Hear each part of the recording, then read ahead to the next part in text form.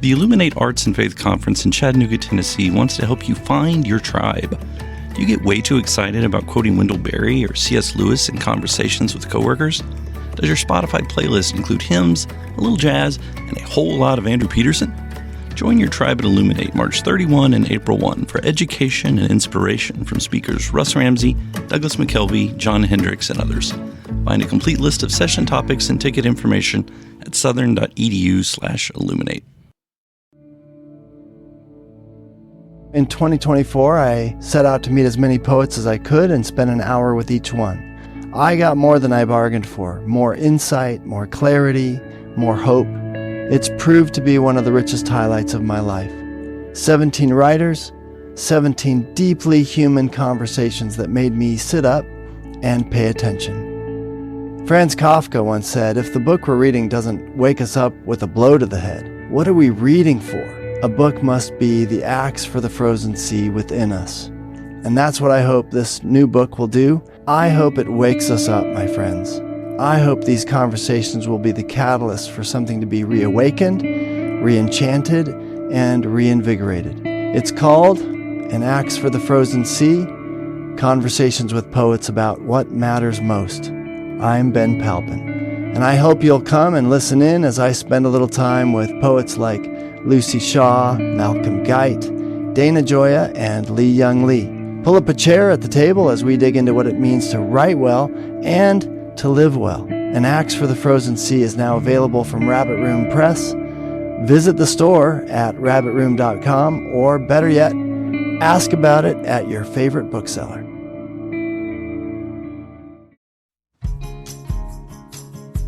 Taking creative risks it's an act of service, and it's an act of leadership by going first for your reader and kind of helping them feel comfortable to come to terms with going deep for themselves in the places where they may feel just as afraid and vulnerable as you did. It's courageous work for anyone. Welcome to the Habit Podcast, conversations with writers about writing. I'm Jonathan Rogers, your host. Stephanie Duncan Smith is a senior editor for Harper One. She has spent her career developing award-winning and best-selling authors. She's the creator of Slant Letter, a Substack email newsletter for writers who want to deepen their craft and do it in style. She's also the author of Even After Everything, the spiritual practice of knowing the risks and loving anyway.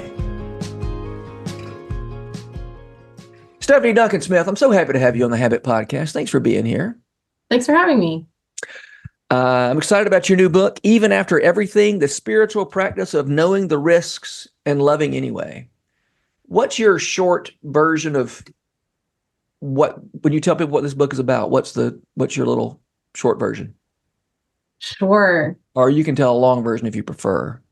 Yeah, we'll aim for short and see where it takes us. Yeah. So I think the subtitle tries to capture it. The book follows two narratives in conversation.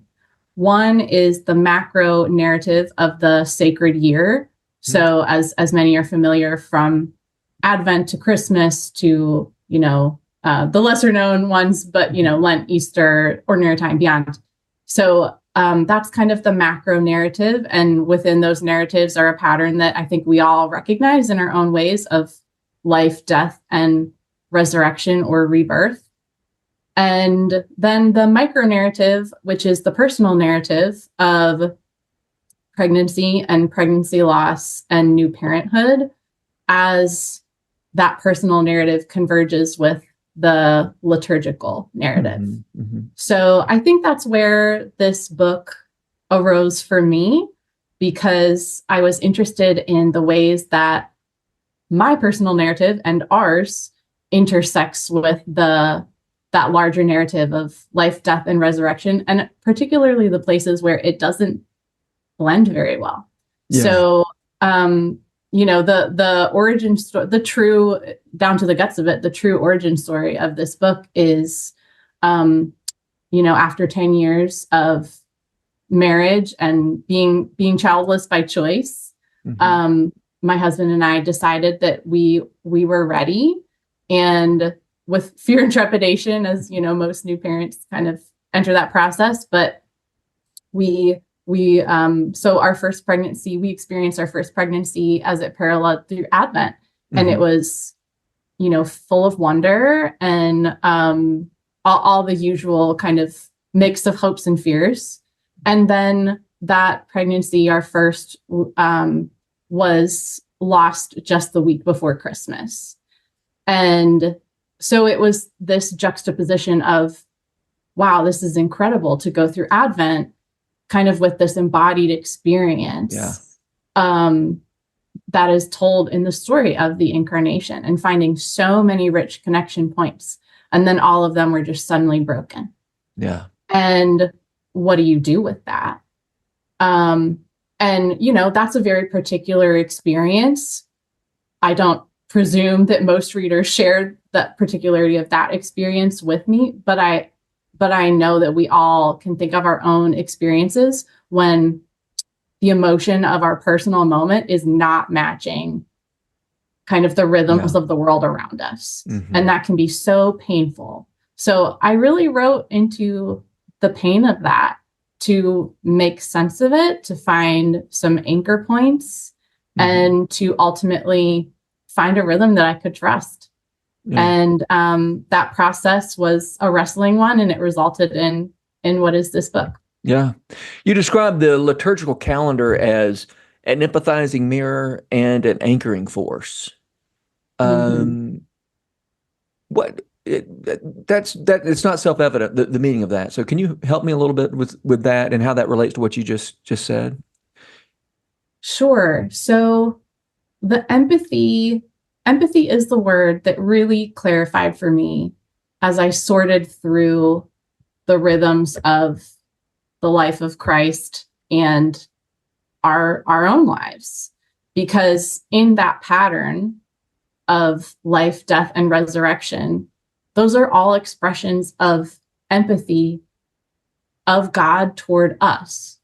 So the incarnation is really the story of God empathizing with humanity enough to become a baby and quite literally enter into our skin, into the matter of our lives. And if that's not empathy, I don't know what is. Yeah. I think that's beautiful. And then not just enter into our lives, but enter into our death and our pain and our suffering, which God does not have to do. And so I think that is one of the greatest solaces to me, is knowing that whatever pain we are walking through, we are always seen in that. And I think there's a huge difference between being seen and someone trying to come in and kind of contrive a fix. And that's not what God does. God enters into our pain in an embodied way that is even difficult to imagine. But also the emotions of our pain, that's all familiar to God. And we are seen in that, and we're never alone in that. And I find great consolation in that, where there might not be a quick fix in sight. Even that is meaningful. So that empathy. And then we also then get to participate in resurrection. So we're not left in our pain, but we are with Christ. We are also lifted up.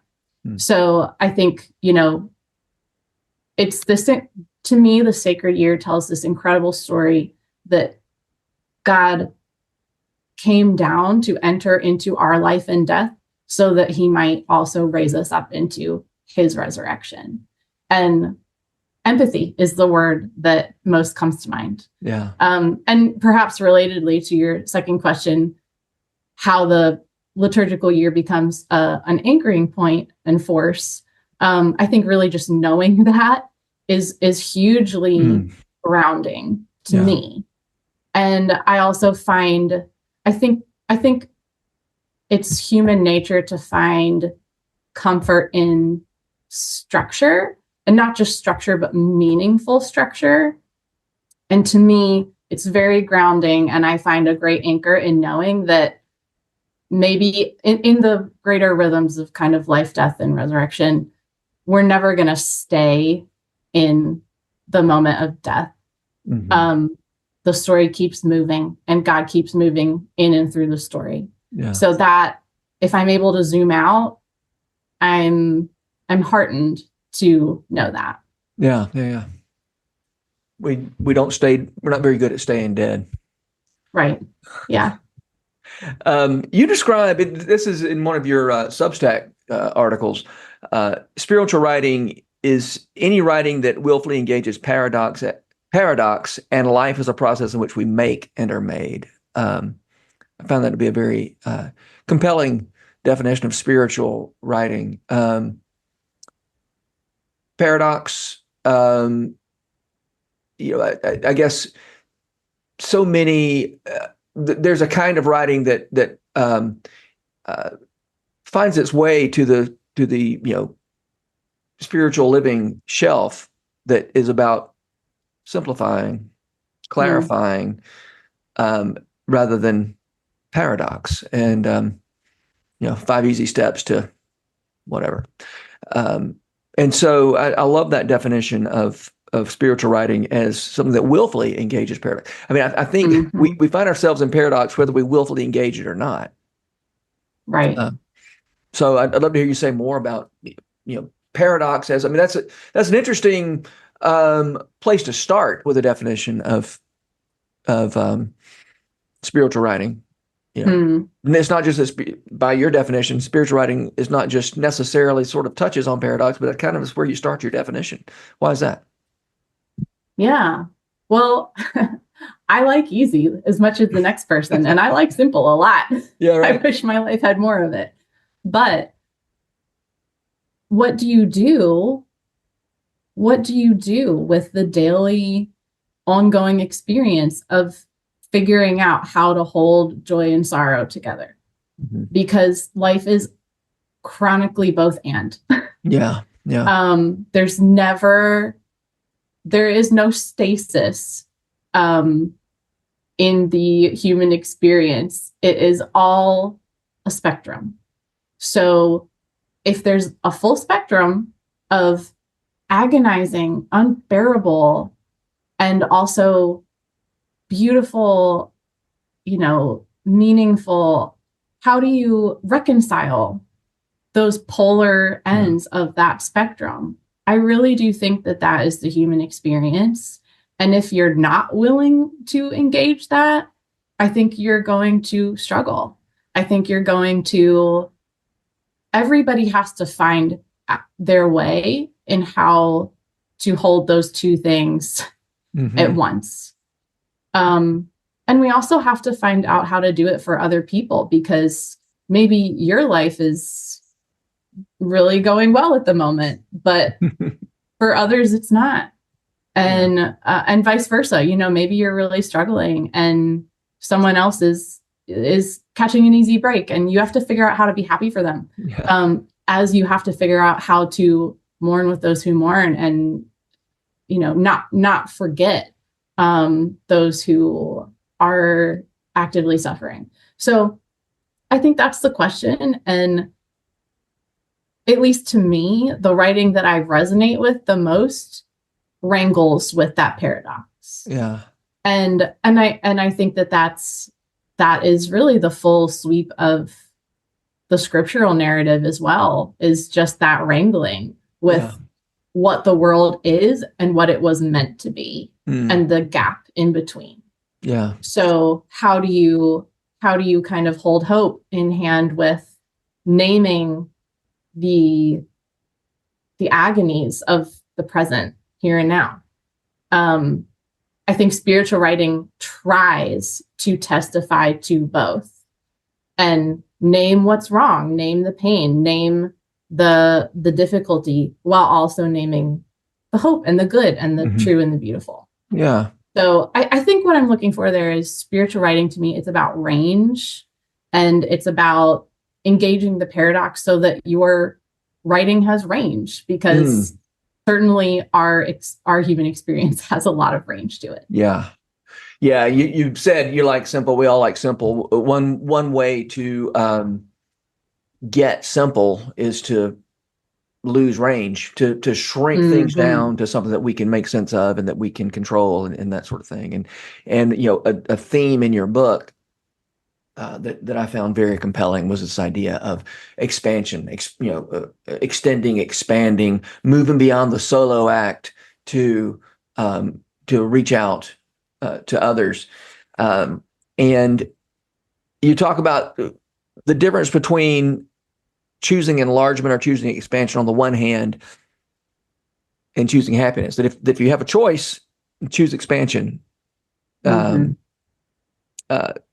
I trust in the belief that ultimately expansion leads to greater capacity for happiness. But I also love the idea of choosing expansion rather than ascension. As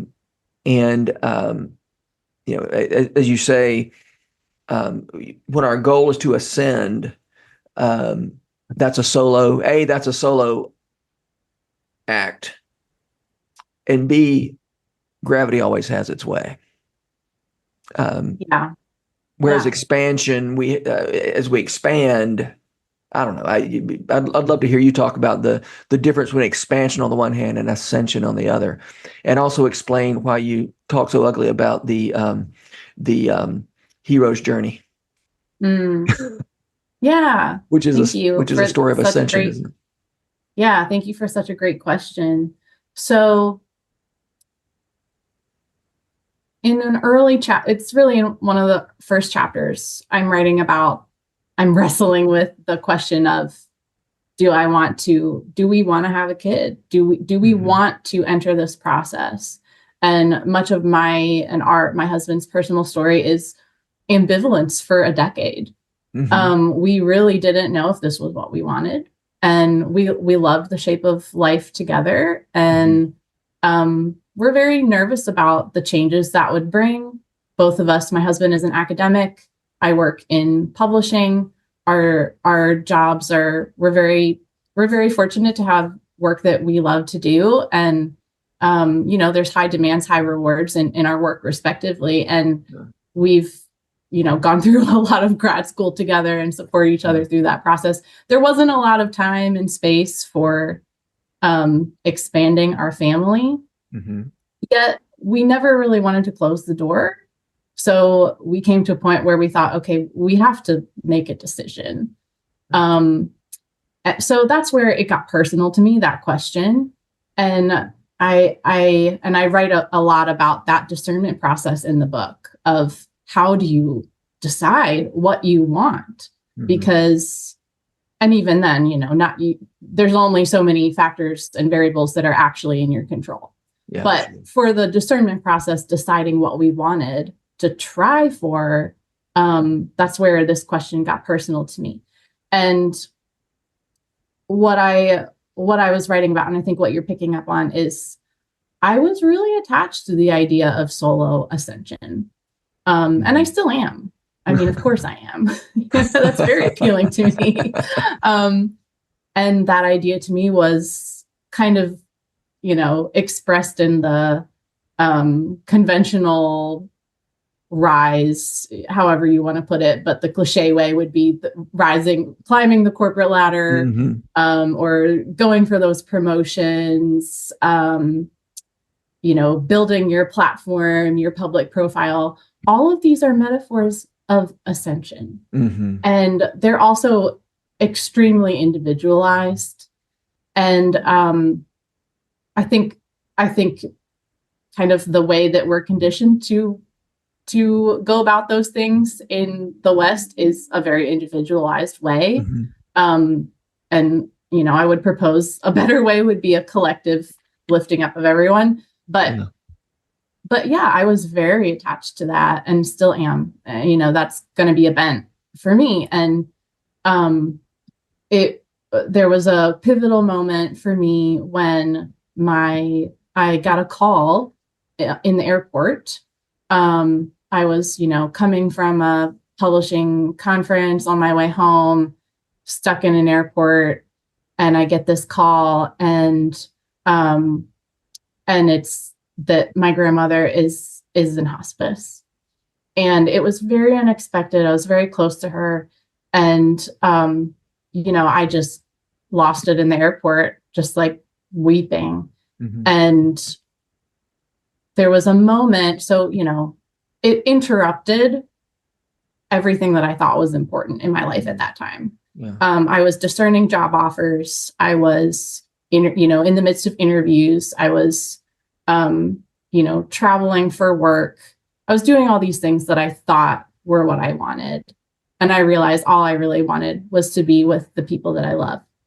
And I made a, plain switch and went straight to her bedside and really cherished the time that I was able to spend with her in those final days. And something that stayed with me, I write more about it in the book, but something that stayed with me is her pastor at the time made a comment at her bedside, and she said something like, a lot of people really fold in on themselves when they get to be Peg's age. Mm-hmm. And they just get their worlds get small. And she said, that's never been her. She has always just continued to bloom toward other people. And, as these things go, those life and death kind of thresholds, it was very clarifying. And I think it said to me, I need to restock on what I think I want. Mm. And I think maybe a life that reaches outward and consents to that uncomfortable expansion, is maybe more meaningful than what I think is meaningful to me right now. Yeah. So I was challenged by that. Yeah. Yeah. Uncomfortable expansion, which is interesting. That could be a way to describe pregnancy. I mean, having it can, yeah. You then went, soon thereafter decided maybe you would have a child after all. Which it was I'm sorry. Go ahead.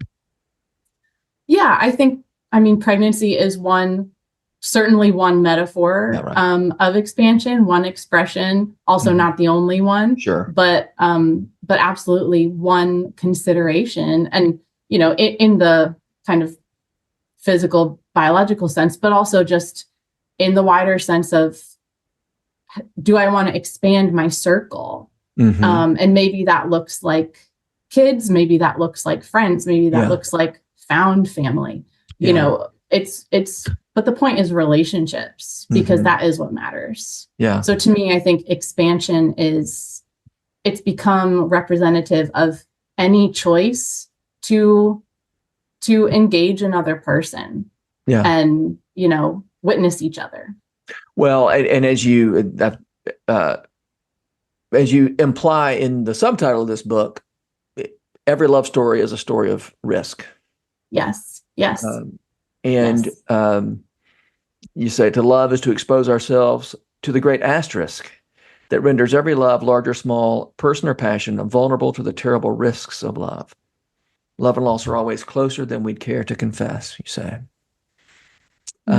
Which, of course, you experienced very much in that first pregnancy, as you said, that went quickly from a story of new life to a story of an end of a little life. Right. But I so appreciate what you say here about this. This is not just about, pregnancy and growing a family. It's friendships, it's relationships, and all of our other endeavors. And frankly, I've this is a podcast about the creative process, and I thought very much about, and you touch on this also in your book, the idea that even doing creative work requires this putting yourself out there, this vulnerability that is very risky. And you've now been on both sides of the process as an editor and as a writer, and you're very familiar with the risks, the temptation to shrink on the one hand. Yes. And pushing past that to expand, and then being at risk of all kinds of pain and loss as a result. Yes. I think creativity is inherently risky of any kind. A creative writing endeavor, creating new life of the humankind or the creative, any kind. It is always a risk to put yourself out there. And I've certainly, experienced that as a many, many, many times editor, but a first-time author. This book is deeply personal. And there's been kind of at different points in the process, I run into the specter of the vulnerability freak out, and who's like, oh, don't do that. That's too much. That is way too much. Pull back, not safe. Yeah. And I can hear that out. And there's certainly a discernment process there, always deciding what you make public and what you keep to yourself. There's plenty I've kept to myself. Yeah. But what I know is that if you don't take any risks, it's never going to resonate, because we don't resonate with safe words. We don't resonate with the surface story. We resonate with writers who take the risk to go deep. Yeah. And if I want my words and work to reach my readers in a deep place, I have to be willing to go deep first. So that is what I've done. And that is and was my commitment to this book, that I was not going to skim the surface. I wasn't going to pull back, because I know that my readers have their own depth of experiences, and I want us to meet each other in that space. Yeah. So I think in some ways, taking creative risks it's an act of service, and it's an act of leadership by going first for your reader and kind of helping them feel comfortable to come to terms with going deep for themselves in the places where they may feel just as afraid and vulnerable as you did. Yeah. That's so good. It's courageous work for anyone. Yeah.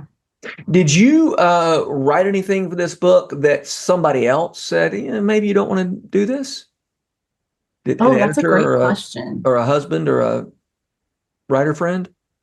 That is such a great question. I think it was mostly me. Yeah. No, but anyone that's featured in the book, I had them read it to approve it, which was important to me. So no, I don't think I did. And also that's telling, because I gave it to, of course, early readers that I trust. So if they weren't telling me, ooh, that's too much, then I can just chill out and let it go. Yeah. As in your capacity as an editor, do you have you ever said to somebody, hey, maybe you're telling too much here? I have. And in that case, it's a little bit of a different tack there. Most of the time when I tell writers to maybe trim out some of their most personal writing, it's not because the writing is bad, and it's not because it's too much personal divulging. It's more because that writing is particularly painful, like a very detailed telling of traumatic experiences. And while that can be extremely healthy and cathartic processing for the writer, it might not have that effect for the reader. And it might actually induce some trauma and pain for the reader. So while I absolutely wholeheartedly encourage that personal processing for the writer, it might not need to be published. Yeah. And what's interesting is when I do make those recommendations, I've never had an author say, actually, I really do want to keep it in. They take it out because they know that they wrote it for them, not for their reader. Yeah. And I also maintain that writing for yourself first will make better writing for your reader. And I could do a word count. I'm just estimating, but I probably wrote, my book, absolutely, I wrote it for myself first, but that's not the book that's being published. Yeah. That was my writing for me. And I probably have 130,000 words and I'm not even going to call it a manuscript because it's not, it's just a journal. Yeah. It's just for me. Yeah. It was my private space where I could feel the safety to say what I needed and work it out on the page.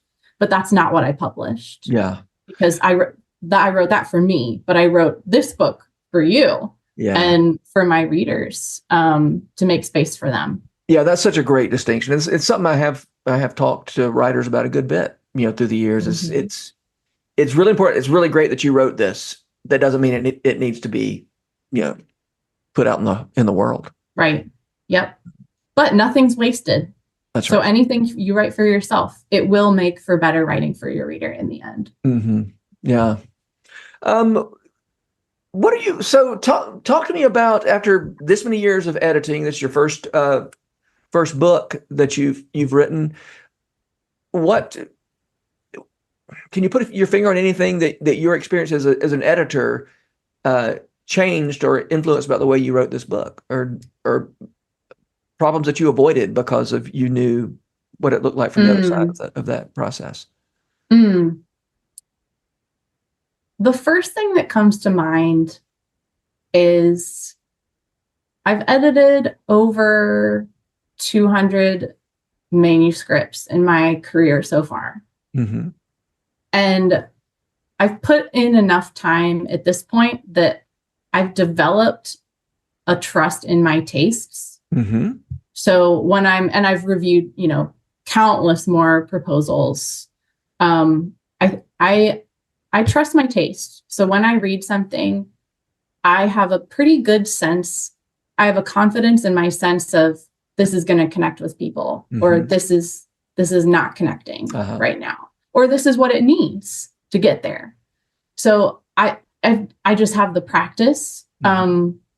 So bringing that trust into my own work has been maybe the biggest gift of this whole process, because I've had all the same experiences of writers, in the sense of feeling upside down at times and, losing the thread in the manuscript, in the writing process. But I haven't had a lot of second guessing on the existential level. Yeah.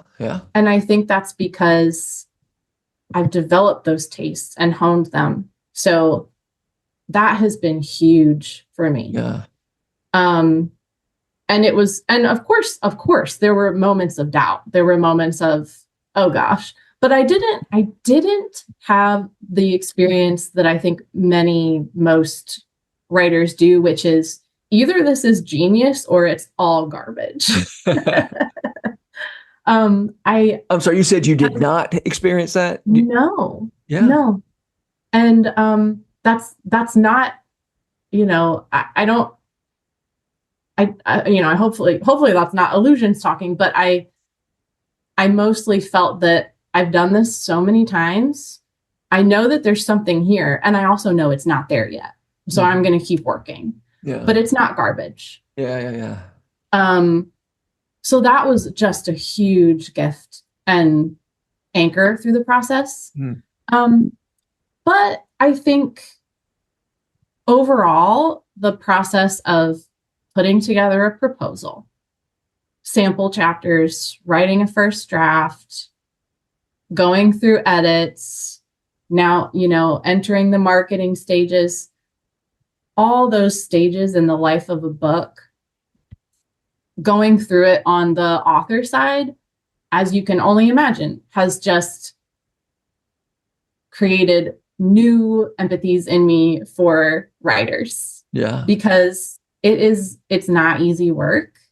And especially when it's a passion project, as it always is. Yeah, right. You want to give it your best. And there's just such a immense personal investment. I have so much respect for writers. And I think, I've always approached my work, or I've tried to approach my work with that respect kind of in the forefront of, this is incredible work you're doing. But now for the first time, I'm able to say, from the firsthand experience, respect from me to you, because this is no small thing that you're doing. Yeah. So I bring that with me, and I will not forget it. It's an enduring kind of new perspective. So was this the first time you have written a full-length manuscript? It is. Yeah. So that you don't have books out there that you wrote and never saw the light of day. This is just. No. So now for the first time ever in my career, I can tell my authors, I'm not asking you to do anything I haven't done. I couldn't say that before, and now I can. Yeah. I feel like when I teach writing, I'm constantly asking people to do things I don't do myself. I know what you're supposed to do, and then in terms of habits. And I will also say it was very important to me to have editorial direction that was intensive. That was really my greatest hope going into the process. And because I know that my value as an editor is being an outside objective perspective.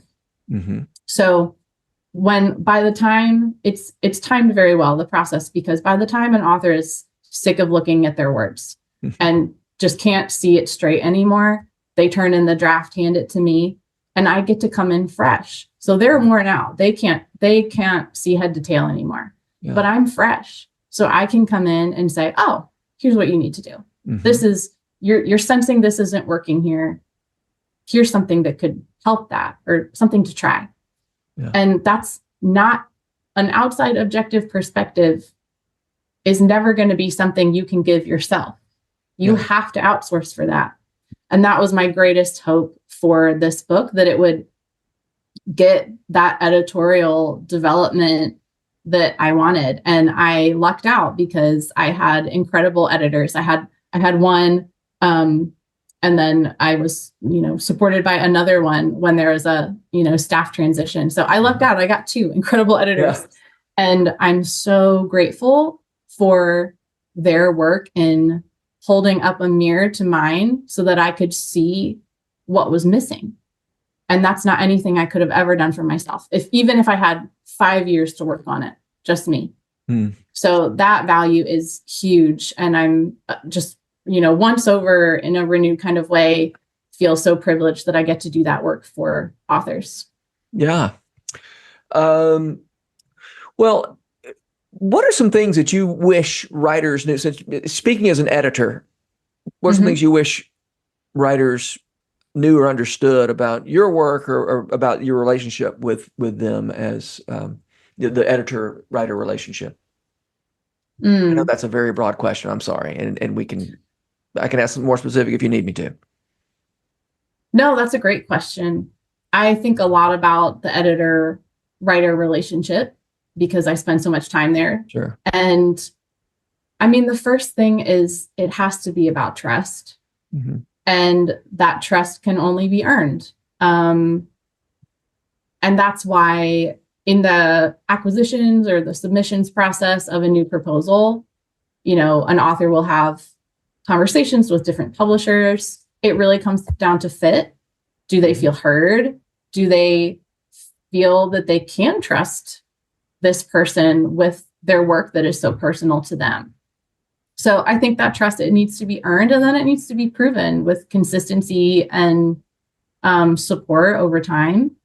I think something I wish, well, it's not a wish necessarily, but something that might interest writers to know about the acquisitions process is there's a lot of radio silence for a writer while they're waiting to hear from publishers. Mm-hmm. So their proposal goes out, maybe they're working with an agent, maybe they're just, pitching solo, but there's a lot of silence, often weeks. Yeah. And in that silence, I think that's when the doubts the insecurities can really start to rise and crowd in. But something that I think would interest writers to know is that in those weeks, if an editor like me is interested, I am advocating for your book already, because I am prepping, internal materials. I'm making presentations to key stakeholders. I'm writing my own pitch material. I'm maybe rewriting the copy based on what I know will be best received among my team. I might even be retitling it, not in a, just in a drafted kind of way, but I'm going to do whatever I think my team is going to be most supportive of to get your project approved. And that's not a given. Sometimes it's silent because there is a lack of interest, where people are just busy. That's true too. But in the best case scenario, an editor might just be really hard at work. Yeah. And I think that's important to know too, even at the offer stage and the starting out stage. You would be surprised how hard your editor has worked for you behind the scenes that you don't even know about yet. Yeah. So, where those visions align, some exciting things can happen. And, hopefully that trust is just shown more and more, but there's a lot happening that you don't get to see. So is there any way for a writer to know the difference between radio silence because the editor's working so hard and radio silence because I'm being ignored or I've been forgotten? You can always ask. Yeah. Can't hurt to ask. Yep. Okay. Yeah. I have to ask, do you ever get proposals from people who said that this was given to them straight from God? Oh, sure. Yeah. You ever seen a good manuscript that came straight from God? I'll keep you posted. Yeah. Okay. All right. Okay. I typically end these conversations with the question, who are the writers who make you want to write? That's so great. I think the first one is going to have to be an oldie but a goodie. Madeline L'Engle. Yeah.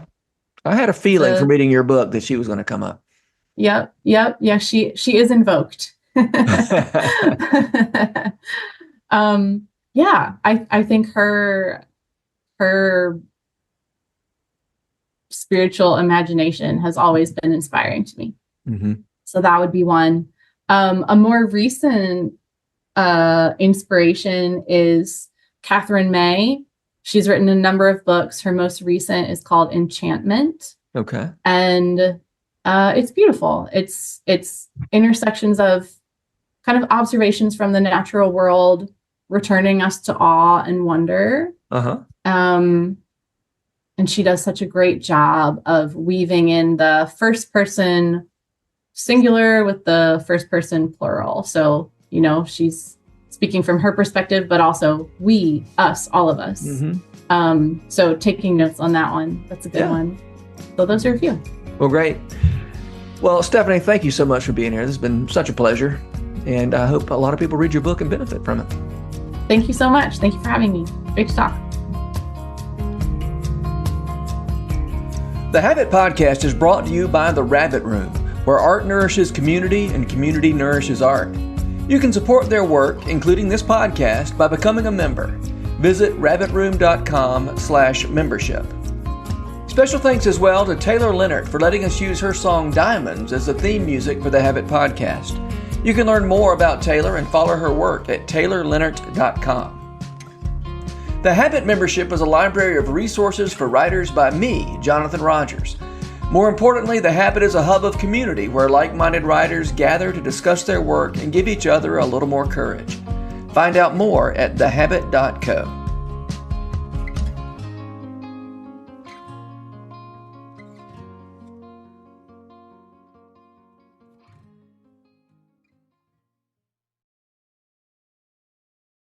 If you've enjoyed this podcast episode, consider joining the Rabbit Room membership. Your membership helps sustain this community, funding everything from publishing and podcasts and theater productions to events and programs that support artists who create with a Christ-centered vision.